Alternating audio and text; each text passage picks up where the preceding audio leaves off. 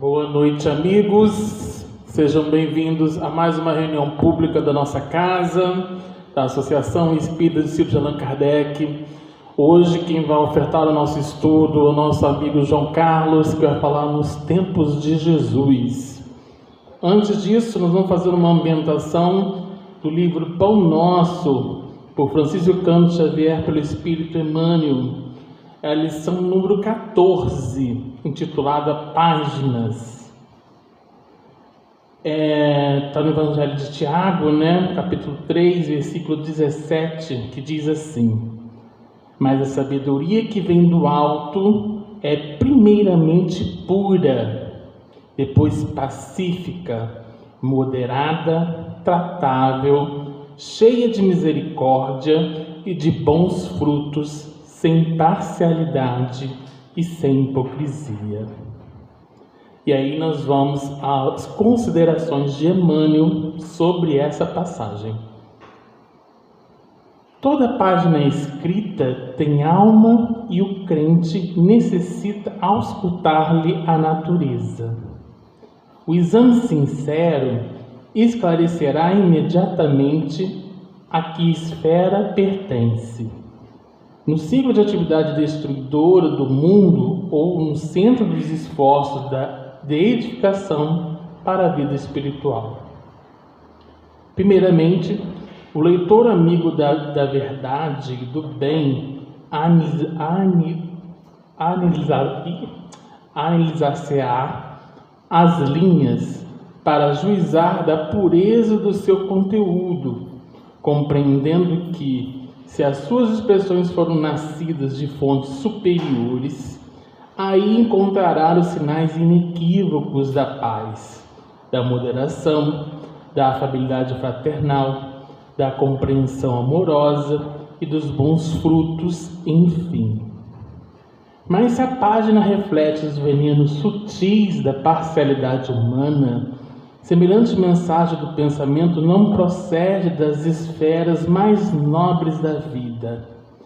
Ainda que se origine da ação dos espíritos encarnados, supostamente superiores, a folha que não faça benefício em harmonia e construção fraternal é apenas reflexo de condições inferiores. Examina, pois, as páginas de teu contato com o pensamento alheio. Diariamente, faze companhia àquelas que de ti desejam elevação. Não precisas da que te configurem mais brilhantes, mas daquelas que te façam melhor. Emmanuel faz uma tradução da página de Tiago, Primeiro Tiago, ele já coloca para a gente na parte do Evangelho, colocando para a gente de que a sabedoria vem do alto e colocando para a gente de uma forma pura, pacífica, moderada, Quando a gente trata justamente de um ambiente mais superior, quando a gente fala, por exemplo, de espírito superior, esse espírito superior, ele tem uma condição, que predomina essa paz, essa calma, ele tem justamente essa sabedoria e que muitos de nós inferiores, que nós consideramos nós como inferiores, porque nós estamos num planeta de esfera inferior, porque nós somos um planeta de provas e expiações, Então nós temos orgulho, temos egoísmo, temos isso tudo, dentro do pacote. O superior não tem nada disso, É leve, é mais leve, Nós somos gordinho de alma, Tem uma música chamada Obesidade Moral que fala disso, é a música do Carlos Augusto, que fala justamente disso, da porta larga e da porta estreita também. E aí Emmanuel, no decorrer da página, ele coloca para a gente, falando de fazer o exame sincero. E como é que a gente faz esse exame sincero? Esse exame sincero é justamente a reforma íntima. Fazer justamente a nossa avaliação a cada dia, a cada ação, a cada ato que a gente sabe que toda vez que a gente tem uma prova oportuna, algo que a gente precisa fazer, e quantas vezes eu tenho deixado de fazer, né? Eu não vou fazer isso agora, vou deixar isso para depois. Aí a gente fica postergando, deixando, até que, como eu disse, tem provas e tem expiação. Uma hora vai ter que fazer, uma hora vai, né? Ou no bem ou no mal, né? Uma hora isso vai acontecer. Então ele diz muito bem disso: exame sincero esclarecerá imediatamente que esfera pertence no ciclo da atividade destruidora do mundo, né? E ele vai citando aqui, eu achei interessante ele colocar esse título de páginas, porque é justamente em cada fazer uma biografia nossa, da nossa encarnação, né? A cada página a gente eliminando etapas, né? Vencendo obstáculos, ou a gente justamente conquistando, né? É algo de que a gente justamente estar aqui comprometido para seguir em frente, para seguir com os nossos objetivos. Que convém lembrar de que nós estamos aqui hoje, né, no aniversário da cidade, nós estamos aqui comprometidos nessa casa a assistir o nosso irmão João Carlos, junto com os amigos espirituais que estão lhe orientando, mas ao mesmo tempo entendendo de que o compromisso que essas palavras vão soar em mim é um compromisso do meu papel de transformação. É eu fazer um exame sincero para colocar em prática em virtude desses pensamentos. Entender de que ninguém está aqui a passeio, né? Eu estou aqui nessa encarnação, X anos, né? Cada um com quantidade de anos, passando aqui por uma situação de que precisa melhorar. Vocês precisam entender de que isso aqui me incomoda. Aquilo que te incomoda é o que precisa melhorar. Aquilo que você acha que é muito bom, ok, continue. A gente não precisa também ficar muito envaidecido naquilo que é muito bom. Aquilo que é muito bom, você compartilha, né? Porque aqui também nós estamos com troca de experiências, né? A reencarnação é uma grande troca de experiências, né? Da qual a gente possa aprender bastante, né? Fazer bastante aprendizado. Aqui, por exemplo, está tendo costura na terça-feira, né? A amiga ali, a Maura está ali na equipe. Então, quem sabe costurar pode ajudar a fazer outras coisas, né? Então, é aprender. Aprender que uma hora vai sair. A linha vai, com ajuda. Mas todo mundo tem um talento, todo mundo tem essa habilidade. Basta a gente justamente se dispor da vontade de aprender e ser melhor, de aprender a fazer uma outra coisa, a melhorar. Eu quero ser do bem. Ok, vamos fazer a nossa parte para ser do bem. A partir de amanhã eu quero me comprometer com alguma coisa, então vou me comprometer. Que é um compromisso não com a casa, é um compromisso comigo. Eu sempre digo aqui de que muitas vezes a gente fala assim: eu vou lá para trabalhar para Jesus. Eu digo assim: não estou trabalhando para Jesus. Jesus já trabalhou bastante, né? Segundo a revelação, veio trazer para a gente uma forma de entendimento do Evangelho, trabalhou bastante nessa encarnação. Nós estamos trabalhando com Ele. É diferente, é muito diferente. E a gente precisa entender de que estar aqui hoje é justamente entender de que isso aqui precisa me dar subsídios, recursos, para que eu possa ser melhor a cada dia, que é o que a gente quer, né? É o que a gente almeja, que a reencarnação é isso, né? Para a gente possa evoluir, porque a gente não vai retroceder, a gente não vai voltar para trás. O máximo que vai acontecer é a Terra evoluir e a gente não se encaixar no perfil. A gente não quer isso, né? A gente não vai querer isso. A gente quer pelo menos se encaixar no perfil da evolução do nosso planetinha. Então, eu achei interessante ele considerar isso. Ele fala disso, né? Para e reflete veneno sutil de parcialidade humana, semelhante à mensagem do pensamento. E aqui no final ele coloca: examina as páginas do teu contato com o pensamento diário, faze companhias àquelas que desejam elevação, fazendo compromisso da gente da educação do pensamento, né? Que aí vem aquela pergunta clássica de Kardec, que todo mundo sabe, que é 465, que influencia os espíritos, nossos pensamentos e atos. Ele diz: muito mais do que vocês imaginam, a todo instante. E lembrando que prece é pensamento, né? Então todo aquele pensamento que muitas das vezes ele destoa daquilo que você considera que é bom, aquilo que considera que o seu jeito de ser, descarta. Pense em outra coisa, visualize outra coisa, assiste outra coisa, né, para que você possa justamente seguir como seus objetivos, cumprir o seu roteiro e fazer uma nova página, né? Então o que Emmanuel está nos convidando é justamente a isso. Vamos levar nossos pensamentos então. Agradecer ao amigo Mestre Jesus pela oportunidade bendita de estarmos nessa casa de caminho, aprendendo um pouco mais as lições desse Evangelho,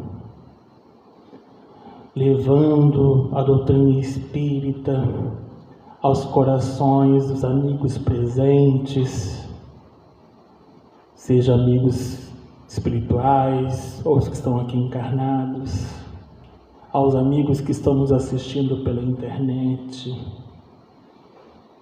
Que a espiritualidade amiga possa também iluminar o nosso irmão João Carlos, junto com seus amigos espirituais, que preparou com muito carinho o estudo da noite de hoje, para que a gente possa levar aos nossos lares a multiplicação desses ensinamentos aos nossos familiares, à sociedade, mas principalmente internalizando o íntimo, retirando as mazelas do homem velho na construção do homem novo. Ampare a todos aqueles espíritos que passam por provações, por desafios, e que possamos durante toda a palestra mentalizar em todas aquelas pessoas que passam por esses desafios, que passam por doenças, que passam por condições que necessitam das nossas preces, das nossas vibrações. Que o Senhor nos abençoe e nos proteja hoje e sempre. Que assim seja, graças a Deus. Então nós vamos passar a palavra então para o nosso amigo João Carlos, que vai falar sobre nos tempos de Jesus.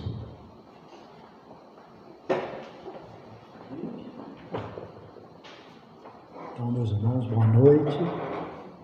Nós vamos seguindo aqui com os slides.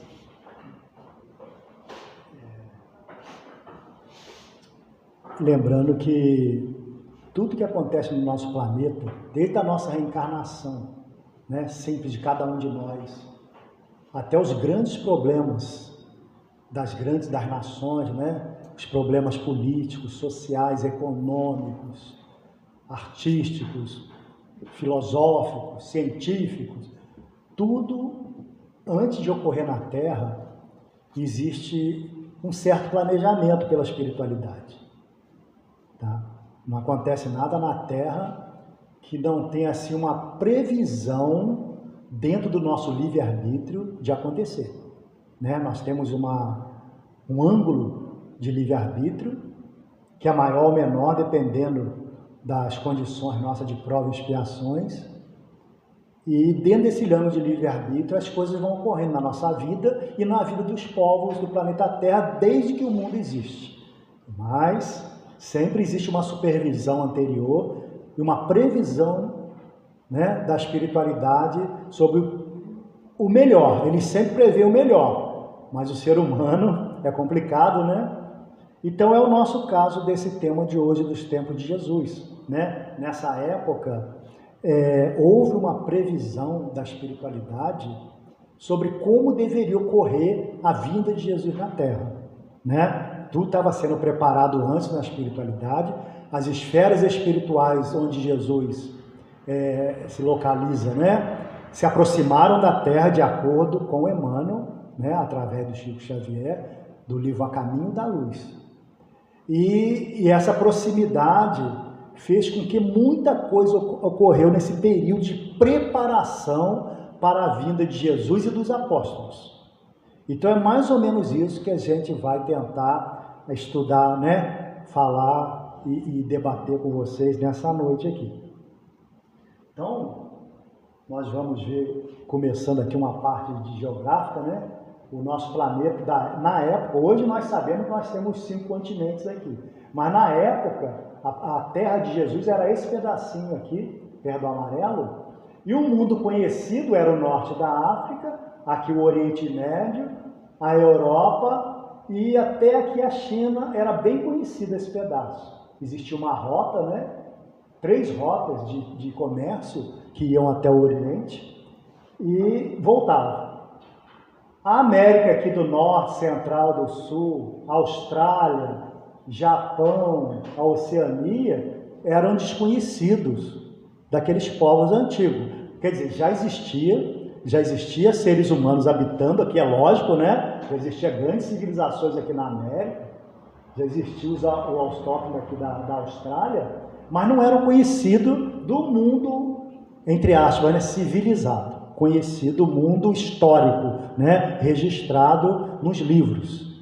Né? Quando a gente fala de história, né? A gente está falando de registro formal escrito nos livros, né? Dos acontecimentos escritos. Então não tinha nada sobre esses povos aqui de outros continentes.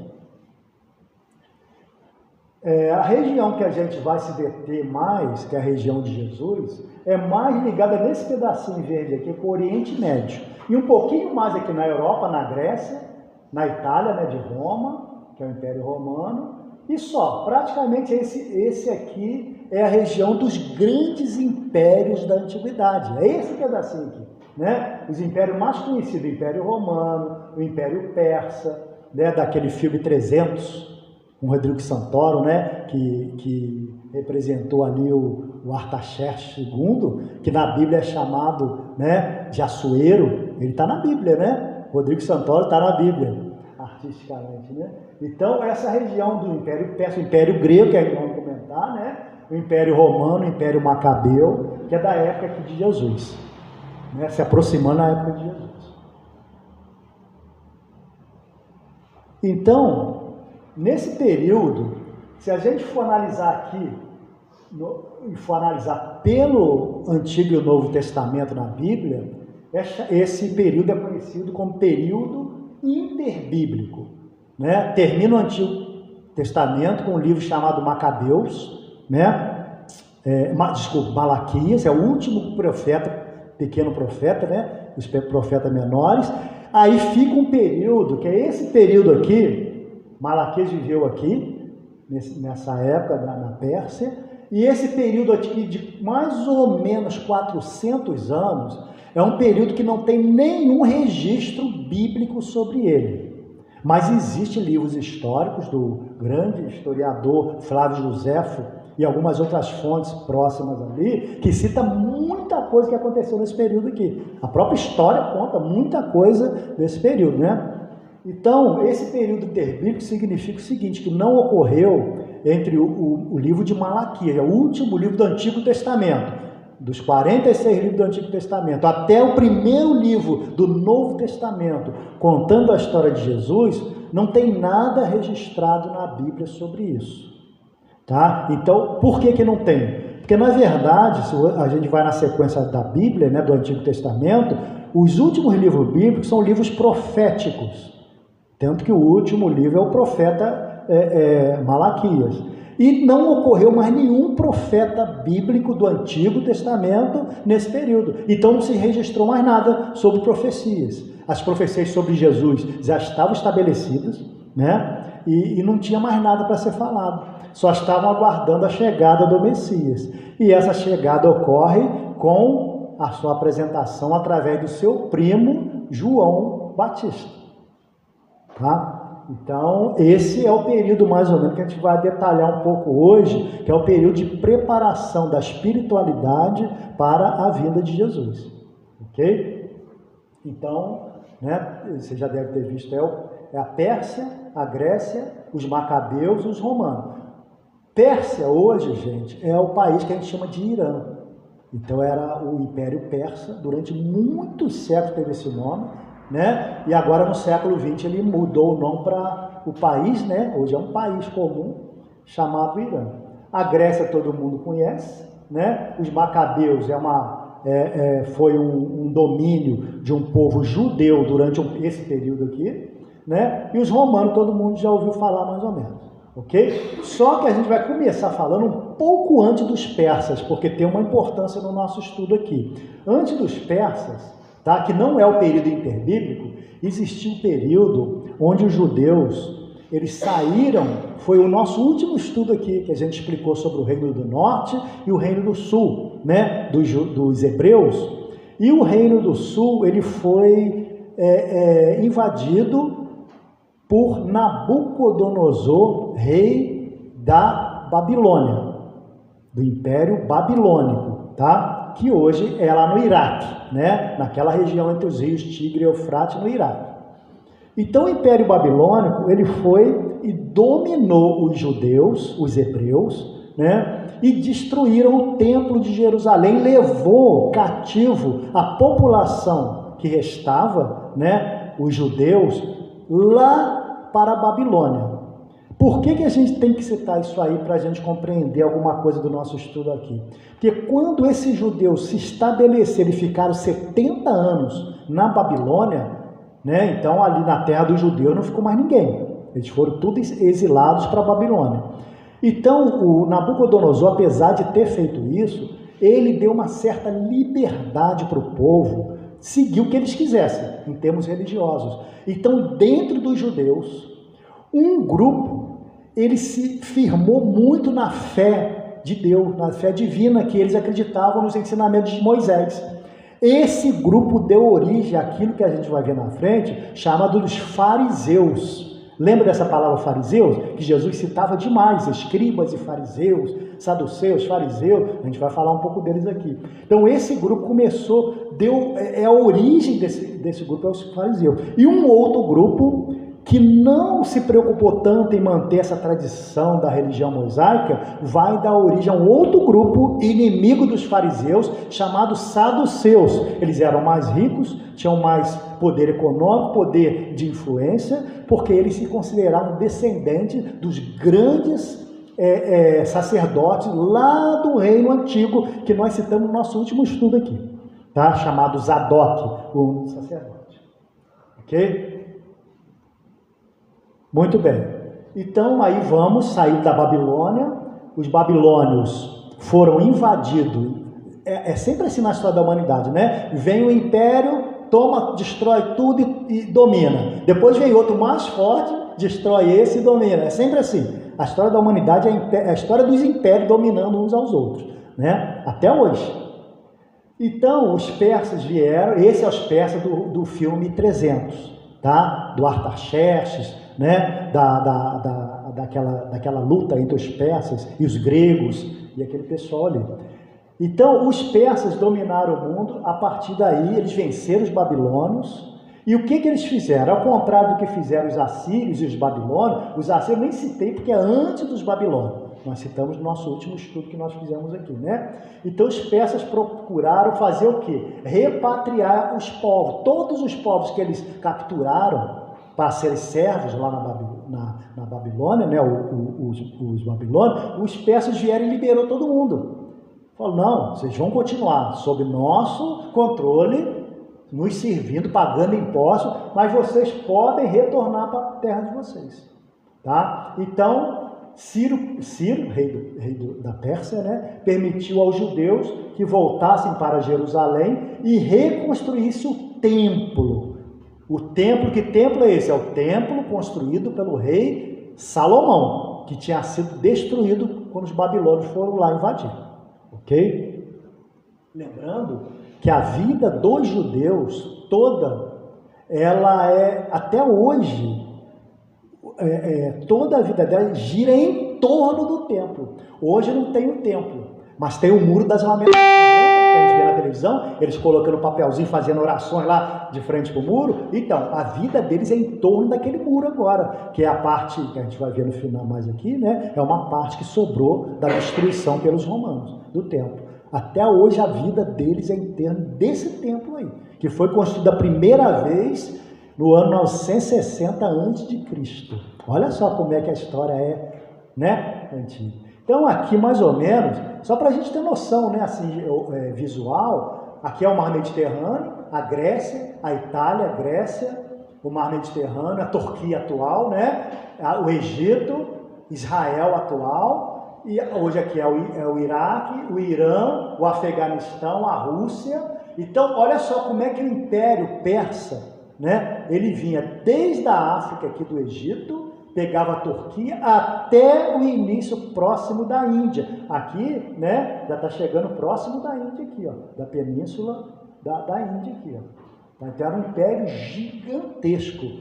Essa grandiosidade de todos esses impérios aí, sem exceção, foi uma das causas das quedas deles.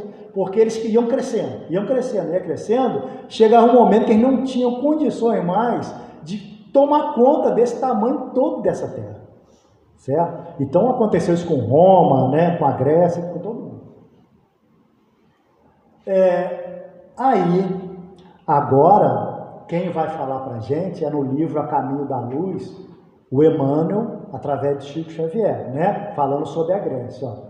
Examinando a maioridade espiritual das criaturas humanas, enviou-lhes o Cristo antes da sua vinda ao mundo, numerosa coorte de espíritos sábios e benevolentes. Está vendo como é que a espiritualidade vai preparando tudo antes? Né? Vai planejando. Então foi encarnando primeiro alguns espíritos. Né? Platão era um deles, né? Filósofo Platão, né? Não deixou de cultivar alguns dos princípios cristãos. Olha só, antes de Cristo, ele já cultivava, porque o Sócrates ensinou para ele. Né? Legados pelo mentor Sócrates, antecipando-se ao apostolado do Evangelho, antes de entregar sua tarefa doutrinária a Aristóteles. Então, gente, 3 grandes filósofos da antiguidade grega, da humanidade, até hoje influencia, né, nessa parte cultural e até política. Sócrates primeiro, depois seu discípulo Platão e depois o discípulo de Platão, Aristóteles. Essa linha aí, né? Sócrates, Platão, Aristóteles. Então, agora a gente sabe que foram missionários. Lembrando que, segundo a espiritualidade, o Sócrates, do ponto de vista espiritual, era muito superior a todos. Ele estava muito além de todos eles. Tanto que a doutrina dele foi um pouco mal explicada por Platão, Xenofonte, que era outro filósofo, tá? E depois Aristóteles já pegou uma linha diferente, mais materialista. Porém, Aristóteles, ele vivia na Grécia. E na Grécia tinha um rei chamado Filipe, né? Filipe. E esse rei, ele tinha um filho. E esse filho, desde pequenininho, o rei deu a ordem para que ele fosse educado por Aristóteles. Então ele recebeu uma educação primorosa, maravilhosa. Sabe assim, imagina a melhor universidade do mundo hoje. Então ele foi educado com a melhor universidade pessoal do mundo. Era o sábio da época. Tá? Ele foi educado em todas as ciências possíveis, todas as filosofias, todas as religiões. Ele sabe, o Aristóteles era uma enciclopédia. Tá? Então, esse jovem, então vai ter uma importância para a gente. Você vê que é tudo um preparo. Ó, Aristóteles ia também trabalhar pelo advento do cristianismo. Presta atenção, quem fala é Emmanuel, sou eu. O Emmanuel está falando que o Aristóteles, como que ele ia trabalhar pelo advento do cristianismo? Ele estava educando um jovem. Então vamos para frente agora. Aí, como eu falei, os impérios sobem, depois caem, né? Veio a Síria, a Babilônia, a Pérsia, né? Agora o Império Grego, que foi lá, é a história do filme 300. Foi lá destruiu o Império Persa, né? Então, até a segunda metade do quarto século, né, antes de Cristo, os grandes impérios mundiais tinham suas bases na Ásia ou na África, igual eu mostrei para vocês. Os impérios eram tudo naquela Oriente Médio, na Ásia, depois que foi vindo para cá. Quando chegou a Grécia, aí que veio para a Europa o primeiro grande império, né? Então, em 333 a.C., Alexandre da Macedônia, também conhecido como Alexandre o Grande, discípulo de Aristóteles, filho de Filipe, rei da Macedônia, tá? Completamente convencido de que a cultura grega era a força que iria unificar o mundo, derrotou os exércitos persas estacionados na Ásia Menor. A Ásia Menor é a Turquia. Então, ele foi derrotar, aquelas batalhas dos filmes que a gente viu, né? É aquilo ali, venceu. Então, quem era aquela criança, aquele jovem educado com educação primorosa, era esse grande guerreiro aqui. Beleza? Gente, se alguém quiser acrescentar alguma coisa aí, ou perguntar, fica à vontade, tá? Porque tem um monte de gente para responder aqui, ó, tá? De lá, passando pela Síria e Palestina, a terra de Jesus, chegou ao Egito, onde foi recebido como libertador do domínio persa. Quem? Alexandre. Ele foi ganhando as batalhas, foi chegando e liberando os povos do domínio persa. Mas aí ficou sob o domínio dele, né? Da Grécia, da Macedônia, na verdade, né? Do Egito, Alexandre passou para a Babilônia e Pérsia, estendendo suas conquistas até a Índia. Quando ele chega na Índia, vamos ver se tem um mapinha aqui na frente, daqui a pouco eu mostro. Ocorre o seguinte, os soldados dele já estavam cansados de lutar, de vencer e de lutar, porque já estava longe demais da Europa. Eles eram gregos na Europa, eles já estavam lá perto do fim do mundo, lá, né, na Índia. Eles estavam cansados, com malária, doentes, e para piorar, eles conheceram um exército indiano, ou hindu, né? Que um animal que eles não estavam acostumados a combater com esse animal, que era o elefante.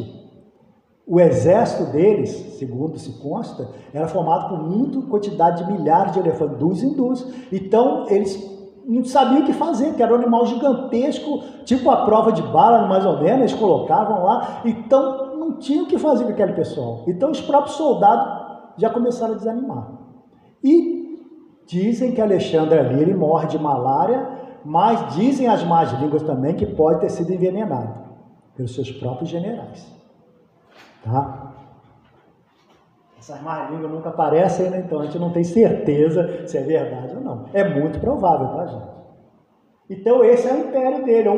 Observe praticamente o mesmo império dos persas. O império grego, macedônio, que ele nasceu na Macedônia. A Macedônia, gente, é um pouco ao norte da Grécia, tá? Existe hoje, o país foi desmembrado de novo, existe a Macedônia, né? Voltou, né? Pertencia à Iugoslávia, foi desmembrada depois da Segunda Guerra há pouco tempo e voltou. Então, olha bem, o império é o mesmo império grego, é o mesmo do persa. Aqui, vai aqui até a Índia, pega lá a Turquia, o Egito, até a Síria, a região de Jesus, né? É a Turquia, pega lá a Grécia, é lógico, né? Da onde ele estava. Então, só que a gente trazer, você vê que o mapa nem está muito bom. Aqui é o mar Mediterrâneo, né, o Mar Vermelho, o Golfo Pérsico, o Mar Negro aí, é a mesma região ali, tá? Da região do Império Persa. Então, agora vamos ver o que Alexandre fazia, né? Em cada país conquistado, determinava a construção de uma cidade. Todo lugar que ele ia, ele construiu uma cidade. Tá? Conquistou Volta Redonda, acabava a Volta Redonda e reconstruía e fazia uma nova cidade. E adivinha o nome que ele dava para as cidades que ele construía? Alexandria. Então teve dezenas de cidades com esse nome, em homenagem a ele mesmo, né? Não tinha ninguém maior do que ele. Então, mas a Alexandria mais famosa de todas, e que tem importância bíblica e na época de Jesus, a gente vai entender daqui a pouco por quê, foi a Alexandria construída no Egito, onde ele liberou muitos judeus e incentivou os judeus para ir para lá, porque lá tinha uma biblioteca maravilhosa que ele mandou construir. Biblioteca de Alexandria. E o Farol de Alexandria, uma das 7 maravilhas do mundo antigo. Lembra? A gente vê, né? Que não existe mais. As pessoas eram estimuladas a adotar nomes gregos, vestir-se como grego, falar a língua grega. Gente, isso lembra um pouco alguma coisa no mundo atual?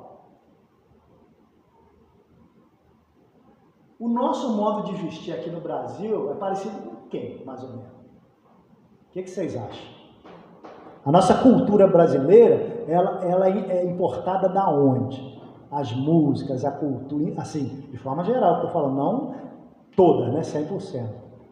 Vocês acham que vem de qual império atual? Estados Unidos, né? Os filmes, as notícias, os meios, né? Tudo claro que tem influência de outros povos, mas assim, majoritariamente nós somos influenciados pela cultura dos Estados Unidos, que é o grande império do mundo atual, né? Tem seus rivais aí, mas... Então, naquela época é a mesma coisa. Só que aí entra a importância de Alexandre. É aquilo que o mundo espiritual estava querendo com ele. As guerras não queria. As brigas, confusão, matança e tal. Mas isso aqui, ó, a língua grega. Isso aqui foi de uma importância maravilhosa. Por quê? Olha aqui o mapa. Então, todo o império... Olha bem a gigantesca. Todo o império grego, macedônico, passou a unificar o idioma. Tinha o idioma local, mas tinha como segunda língua, e em algum lugar até a primeira língua, o idioma grego, que se popularizou tanto que ele passou a ser o idioma grego popular, chamado koiné, em grego mesmo, né? Que é o idioma grego falado pela população. É igual o português, tem o português que a gente fala e tem o português dos livros, né? As palavras, é a mesma coisa. Então, assim foi ocorrendo. Aí, ainda sob a influência de um general grego chamado Ptolomeu, porque lembra que eu falei que o Alexandre morreu, né? Morreram ele. Aí sobrou os 4 generais, um deles era o Ptolomeu. Esse Ptolomeu dominou a região. A parte que ficou para ele, ficou a região onde vivia Jesus ali, aquela região da Palestina, da Judéia. Nesse período aqui, durante aqui esses anos aqui, mais de 100 anos, né? Então, sob o domínio desses gregos ptolomeus, né, reis egípcios, mas que eram de origem grega, os judeus viveram em paz. Os que moravam no Egito construíram sinagogas, né? Então, aí começou a surgir uma coisa que não existia. Os fariseus, que começaram a se estruturar, a surgir, eles deram origem às sinagogas. O que eram as sinagogas? Em Jerusalém tinha o Templo de Jerusalém, que a gente viu aqui foi destruído e reconstruído. Mas nas cidades, aonde que o povo hebreu fazia suas orações, onde eles eram ensinados, tipo uma igreja, né? Eram nas sinagogas, que é tipo assim, a igreja ou o centro espírita deles lá, tá? Então, a detalhe, os Ptolomeus, eles ficaram um tempo, até que a última rainha deles se suicidou, e é muito conhecida no mundo histórico, né, e no mundo popular, que é a rainha Cleópatra. Alguém já ouviu falar, né? Quem é Cleópatra? É a última rainha da dinastia ptolomaica. Tá? Cleópatra, que suicida, né? Quando o Império Romano vem para tomar lá o Egito. Cleópatra lá no Egito, né? O judeu de Alexandria, a outra importância, por isso que a gente colocou isso aqui. Os judeus da Alexandria, aqueles, lembra que eu falei, que foram convidados e estimulados a ir para Alexandria, o rei do Egito solicitou que 72 sábios, durante 72 dias, traduzissem a Bíblia, que era o Antigo Testamento, do hebraico antigo, é uma língua que já não era mais falada, não era muito mais conhecida, para qual idioma? Para o grego. Então foi a primeira grande tradução bíblica, foi essa aqui. Então, como era 70, né, ela foi chamada, né, o Velho Testamento dos judeus, que era chamada Torá, né? era chamada Septuaginta, porque foi em 70 dias que ela foi traduzida. Por esses 72, né? Sábios. Então é a tradução dos 70. E quem mandou o rei, na época lá, o rei da dinastia Ptolomaica, de Ptolomeu II. Tá? Os subsacerdotes continuaram governando a terra, lá na época, na terra de Jesus, como no período persa. Então, o Ptolomeu permitiu, apesar de dominar a região, que os sacerdotes judeus continuassem assim, controlando a situação lá deles. Mas tinha que pagar os impostos, não tinha jeito, né? Então, aí começou a surgir as grandes divisões no povo judeu, porque um grupo era muito ligado ao judaísmo, assim, de forma radical, eram os fariseus. Por isso que ele é chamado de separado, eles queriam se separar e só trazer toda a sua energia para que o povo continuasse seguindo Moisés, o Antigo Testamento, né, as leis judaicas.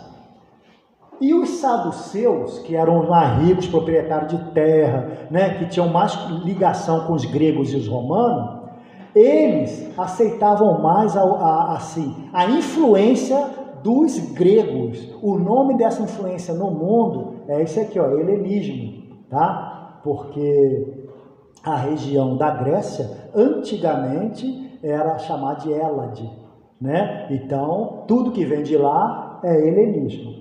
Tá? Então, a cultura grega, os saduceus abraçaram muito, por isso que os saduceus não eram muito bem vistos pelo povo judeu. Agora, os fariseus eram ali dentro da lei, né? Mosaica. Então, eles entraram numa espécie de guerra fria, eles ficaram inimigos, mas não lutavam não, só que um aqui e outro lá. Tá? Havia insatisfação entre o povo devido à corrupção, as brigas entre os membros da família real. A família real, gente, tinha um nome que era os Macabeus. Macabeus é originário de um grupo, de uma família que se revoltou contra a dominação grega e, num certo período, conseguiu vencer os gregos, tá? E se tornou independente. Então, esses reis são reis Macabeus ou Asmoneus, e eles dominavam a região lá, mas aí tinham muita guerra entre eles mesmos, guerra civil, entre os próprios reis judeus ali, os Macabeus, que eram judeus, né? Com essa fragilidade dessas guerras todas, e mais o Império Grego novamente enfraquecendo, lembra que eu falei? Tudo que é grande demais, chega um momento que não tem mais como controlar. Aí, o general romano Pompeu tomou Jerusalém no ano 63 a.C. Observe que já está chegando próximo do ano do nascimento de Cristo. Começamos lá em 500 e pouco, 400 e pouco, agora já estamos em 63. Então vamos ver a sequência. Império Babilônico, né? Império Persa, Império Grego, os Macabeus, que é um período de independência pequeno aqui, né? E depois o Império Romano. Aí começa o Império Romano dominar a região de Jesus ali. Tá? Qual foi a importância da Grécia na dominação do mundo? Lembra que eu falei? Foi unificar o idioma. A gente vai ver que isso aí facilitou muito a divulgação do Evangelho depois, pelos apóstolos. Tá? Muito bem. Como que esse general Pompeu, aqui, esse aqui, ó, o amarelinho aqui, ele chegou e dominando tudo onde eles chegavam, dominavam. Os romanos eram assim, não tinha miséria com eles não. Chegava, já dominava. Porque eles lutavam, o exército deles era formado por legiões. Aqui, ó, legião romana. A legião romana era o exército romano. Não existia nada até então na história da humanidade, sequer de longe parecido com uma legião romana. Extrema, você vê, Roma já tinha nessa época 700 anos de existência. Veio, né, da monarquia, lá com Rômulo e Remo, depois foi passando até chegar à República Romana e agora está pertinho de se transformar em império, mas já tinha uma estrutura militar muito antiga, de 7 séculos. Então ela organizou isso aqui, ó, a Legião Romana. O que era uma Legião Romana? Ela era formada por 10 coortes. O que é isso? Uma coorte, é formada por 6 centúrias. O que é a centúria? Uma centúria é formada de 80 a 100 soldados legionários, que são soldados romanos. Olha só, tá? E cada soldado, ele era muito treinado, né? Ele, para usar a lança, o escudo e o gládio. O gládio é o quê? Aquela espada pequenininha assim, larga e curta. Aquela ali era terrível, né? Só os romanos usavam aquilo. E usavam, além disso, a lança e o escudo para se proteger. Então, total de uma legião, de 4.800 a 8.000 legionários, dependendo da disposição lá, quem morria, quem não morria e tal, a quantidade. Então, o exército romano inteiro, ele tinha, pelos cálculos dos historiadores hoje, no mínimo, eles tinham 50 legiões. Gente, não tinha como impedir o exército romano, né? Aí, fora o que existia ainda nos romanos, a cavalaria e a artilharia, já existia também, né? Para derrubar os muros dos inimigos, vinha as artilharias, que eles tinham aquelas catapultas, tinha um monte de coisa que era inventado pelos inventores doidos que tinha lá na época, né? E inventava várias armas assim de lança, lançava aquelas rochas com fogo e tal, a gente vê nos filmes aí, né? Então, desse jeito, Roma começou a construir um grande império, que foi se estendendo, né? Cada vez mais. Então, esse aí é o Império Romano na época de Jesus.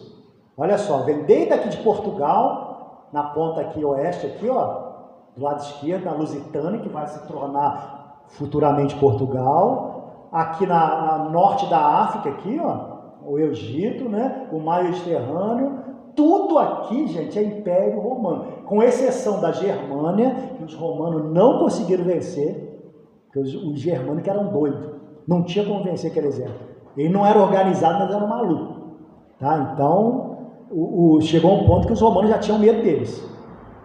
Tá? Passa filme aí mostrando como é que eles eram. Era totalmente descontrolado o negócio dele. Mas então o romano não conseguiu chegar lá, não. Porque tinha muita floresta aqui, ó. Eles se escondiam nas florestas, não tinha como fazer. Tá? Os germânicos. Aí aqui então, depois da Dácia, é a Hungria, gente. Aqui Dácia. Até tem os carros da Dácia, né, que vem para o Brasil, uns carrinhos firmes, né? Da Hungria aqui, ó. Da região. Aí daqui para lá os romanos não conseguiram também se estender. Então eles vieram para onde? Para a região da Turquia atual aqui, né, que já é a Ásia, a região de Jesus aqui, Jerusalém, para o Egito. Então o que eles fizeram? Eles contornaram, olha aqui, todo o mar Mediterrâneo. Então, entre os romanos se sabia que o mar Mediterrâneo pertencia a eles, porque todo o mar Mediterrâneo estava aqui, ó, controlado pelo romano. Certo? Isso era o Império Romano. E aqui a nossa região aqui pequenininha, coitadinha, não podia fazer nada sobre isso. Tinha que obedecer. Certo? Que é a região de Jesus aqui, ó, que pertencia à Síria, Palestina, depois ficou independente da Síria aqui. Aí ficou tudo, os romanos chamaram de província da Judéia e depois de Palestina. Ele chamou de Palestina para humilhar o povo de lá, porque Palestina é uma palavra de origem do inimigo dos judeus, que eram os filisteus. Lembra da história dos gigantes filisteus? Que Davi foi lá, Golias era filisteu, né? Davi foi lá e venceu ele está lá no Antigo Testamento, né? E tal. Eles eram inimigos dos judeus, mas os romanos ficaram com tanta raiva dos judeus, porque eles se revoltaram, que eles passaram a chamar a região de Palestina. Então, Palestina para os judeus é uma ofensa. Por isso que tem essa guerra lá, Israel-Palestina, eles não gostam dos palestinos. A origem é aqui até antes disso, né? Mas hoje não dá para a gente comentar sobre isso. Muito bem. Então, quando Pompeu chegou lá com as legiões, não sei quantas, né? Invadiu Jerusalém, assassinando, só para começar, gente, 12.000 judeus só para começar a conversa, só para o início de conversa. Chegou já matando, porque eles foram lutar, né? Não podia lutar.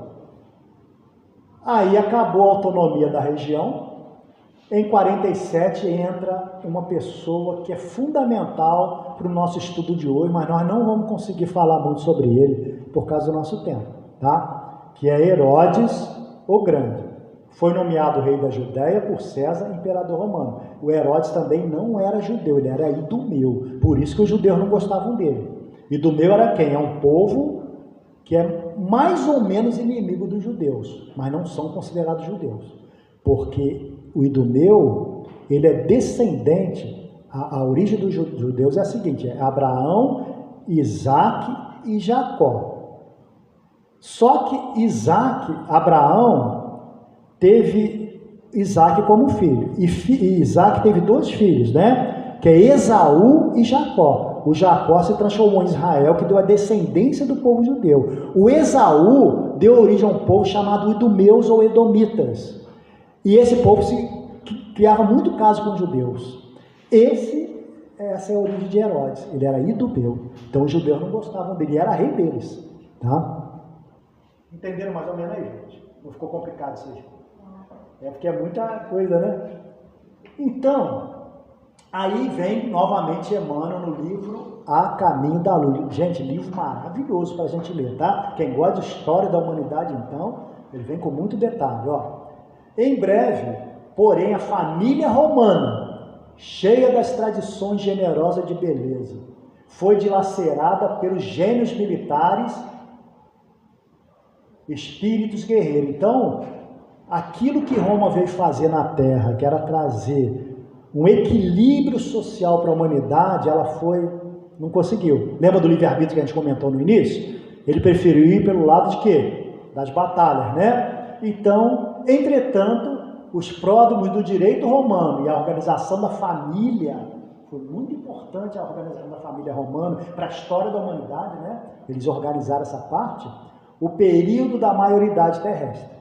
O homem com semelhantes conquistas estava a desferir o voo para mais altas esferas espirituais. O que ele quer dizer com isso? Que nós estávamos, então, preparados para a vinda de Jesus, com todo esse benefício aí. Por quê? Ainda dá para a gente falar mais um último slide aqui. Falando um pouco de Herodes, né? Esse Herodes aí é o que estava reinando sobre a Judéia quando o nascimento do Senhor Jesus. Ele é que mandou matar as crianças até 2 anos de idade. Lembra da história? Todas as crianças de Belém até 2 anos foram mortas, porque os reis magos foram lá procurando o Salvador, a profecia do Salvador, que está no livro de Isaías, né? E foram falar logo com Herodes. Herodes mandou matar as crianças todinha que tinha recém-nascido até 2 anos de idade, com medo de essa criança tomar o reino dele. Seria o rei dos judeus, né? Ele era tão cruel, esse Herodes, né, que é o Herodes I, que o imperador do Império Romano, que era o Otaviano Augusto, né, chegou a dizer que ele cuidava melhor dos seus porcos do que dos seus filhos, numa alusão à maldade dele para com suas 10 esposas e seus filhos. Ele mandou matar pelo menos uma esposa e 3 filhos. Tá? Para começar, tá? Mas ele, em compensação, né, mandou reconstruir o templo de Jerusalém para agradar o povo, porque ele não era judeu, para agradar a população que ele estava reinando ali, ele mandou reconstruir. Esse foi o melhor templo de todos, porque aí ele exagerou mesmo nesse templo aí, assim, em termos de beleza, de grandiosidade. Então, no governo romano, o governo era estável, e tinha um forte poderio militar em Jerusalém. Por que ele era estável? Não é por causa dos homens não, gente. Porque o Emmanuel fala que quando Jesus estava se aproximando do nascimento, essas esferas superiores se aproximaram da Terra e deu uma estabilidade social do planeta. Então o Império Romano é o que reinava na época, ele deu uma sossegada aí nas guerras, nas batalhas, ficou um período mais ou menos de paz. Pelos historiadores da Terra, esse período é chamado de Pax, com X, né? Pax Romana. É um período de mais ou menos paz. Gente, paz não é a nossa paz, não. Paz na antiguidade, né? Tinha morte pra caramba, mas era um período assim relativo à paz. O principal aqui, boas estradas e rotas marítimas Quase 100 mil quilômetros de estrada que os romanos fizeram. Gente, isso aí foi a salvação do cristianismo. Porque o apóstolo Paulo, e outros apóstolos também, e outros seguidores, quando começaram a andar pelo mundo, já existia um idioma único, o grego, koiné, e já existia uma facilidade de movimentar pelo império inteiro, porque tudo era romano, você podia ir em qualquer parte, se você fosse cidadão romano, e que é o caso do apóstolo Paulo, que nasceu numa cidade de Tarso, que quem nascia lá se tornava automaticamente cidadão romano. Além de ser cidadão romano, ele tinha o idioma à disposição dele. Se ele quisesse falar em outro idioma, ele era muito inteligente também, mas tinha o grego universal e tinha as estradas para ir para onde ele quisesse. E ele foi. Ele andou o mundo romano todinho pregando os ensinamentos de Jesus. Facilitou muito o Império Romano, né? A língua a gente falou, mas em compensação a grande corrupção moral, miséria, pobreza absoluta na época, né?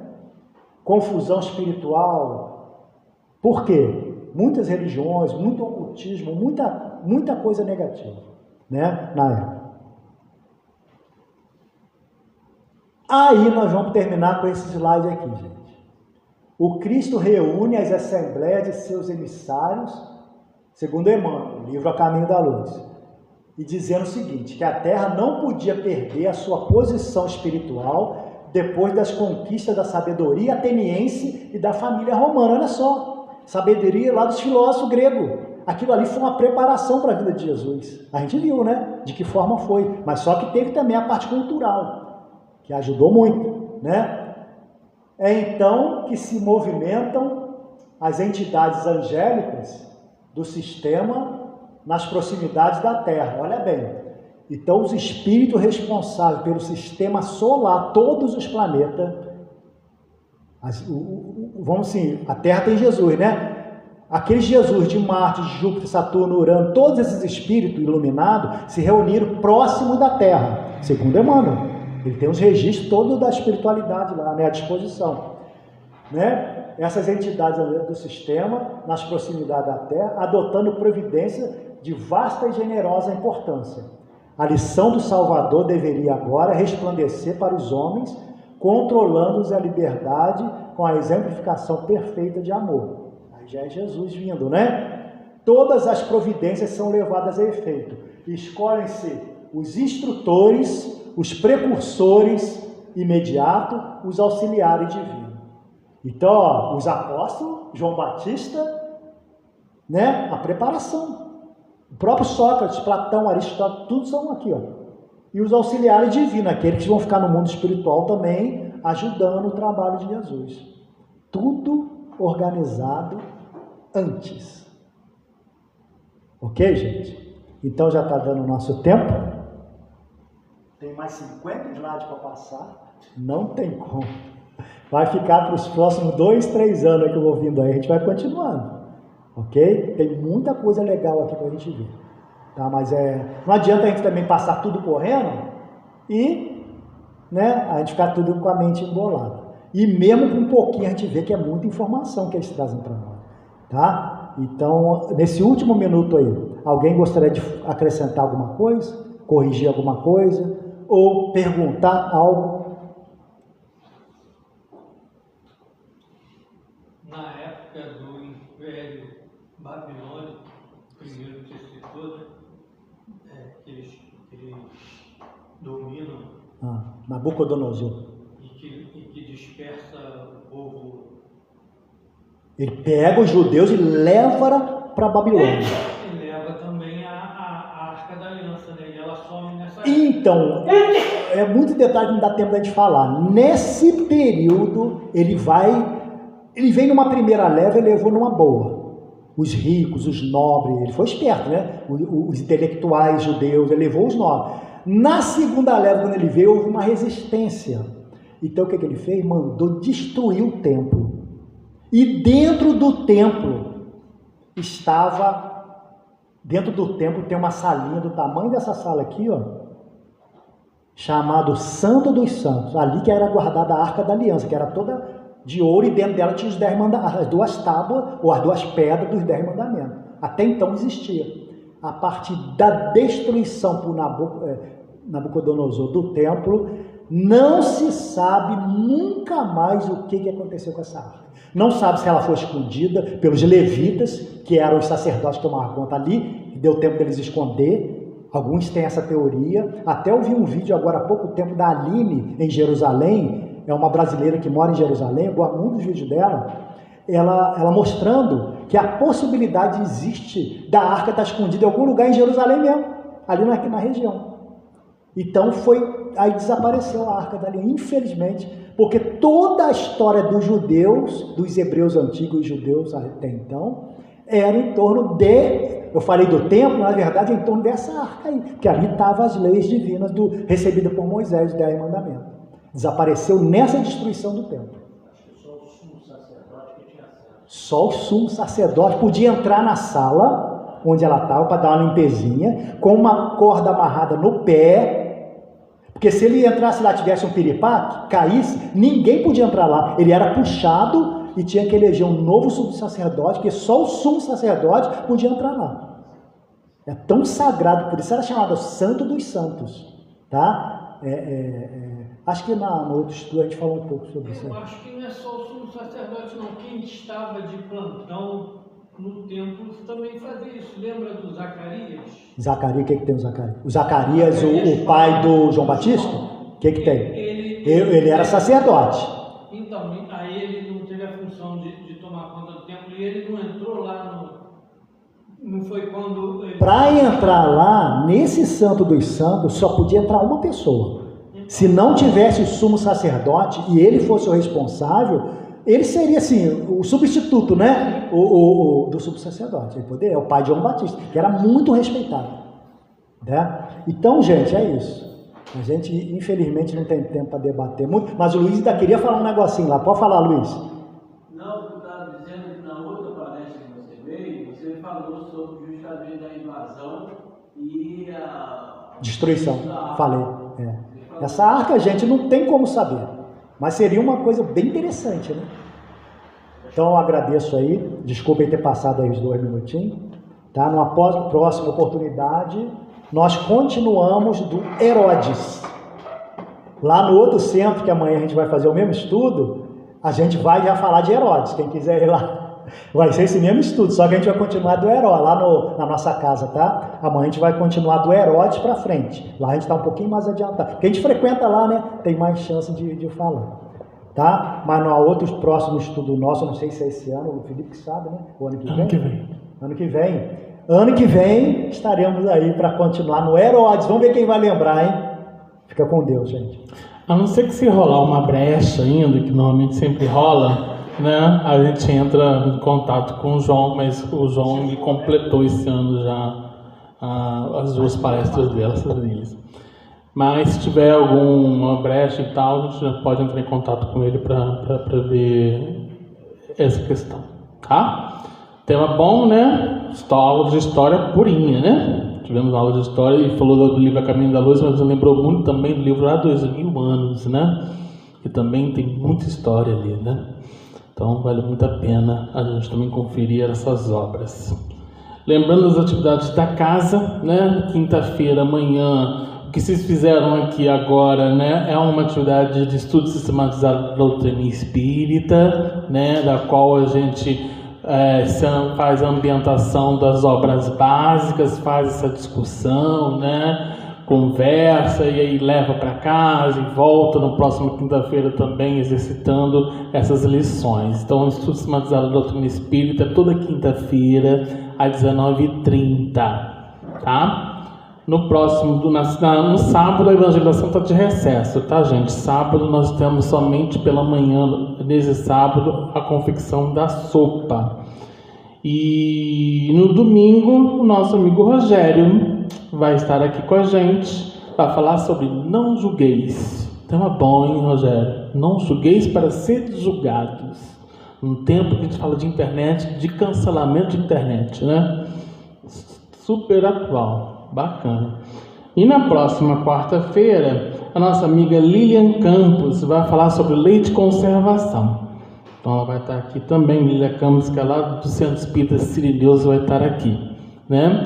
E também nós temos estudo na segunda-feira do estudo do Evangelho, que ele é online, 19h30 pelo Skype. E tem o estudo mediunidade na terça-feira, online também, pelo Google Meet, às 18h30. Todo mundo convidado a participar dos nossos estudos, a participar das nossas atividades da casa. Nós também temos a campanha do quilo permanente, aquele carrinho ali, não é um carrinho só de figuração, é um carrinho que a gente possa colaborar, porque esses materiais vão todos para os nossos amigos que recebem a sopa lá do Parque Maíra. A gente prepara com muito carinho para eles, né? Tem também, nós estamos sempre divulgando também as campanhas para a turma da costura, né? Todo mês tem uma necessidade, então a atividade da costura, né? O projeto Nascer com Amor está sendo toda terça-feira, é à tarde, né? É à tarde. 3 horas? 3 horas elas estão aqui fazendo as confecções do chá de bebê, né? Que em breve vai ter também um chá de bebê aqui na casa. Então, a gente justamente já está fazendo esses trabalhos sociais aí que possam auxiliar também toda a comunidade, tá? Então, vamos levar nossos pensamentos, então.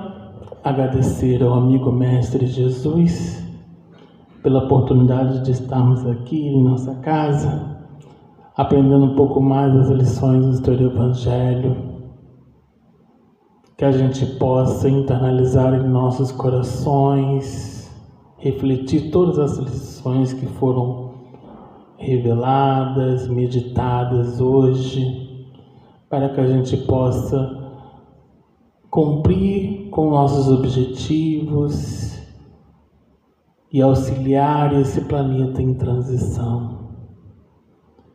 Pedimos amparo e proteção àqueles espíritos que passam por perturbações, sofrimentos, dores, que estão em hospitais, acamados, que a gente possa mentalizar nesses espíritos, auxiliando com a radiação mental no processo de cura, para que possamos seguir em frente com nossos objetivos,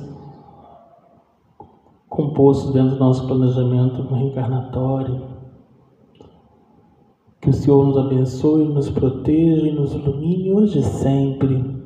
Que assim seja, graças a Deus. Aqueles que desejarem ao passe, só aguardar que serão chamados. Tenha todo mundo uma boa noite.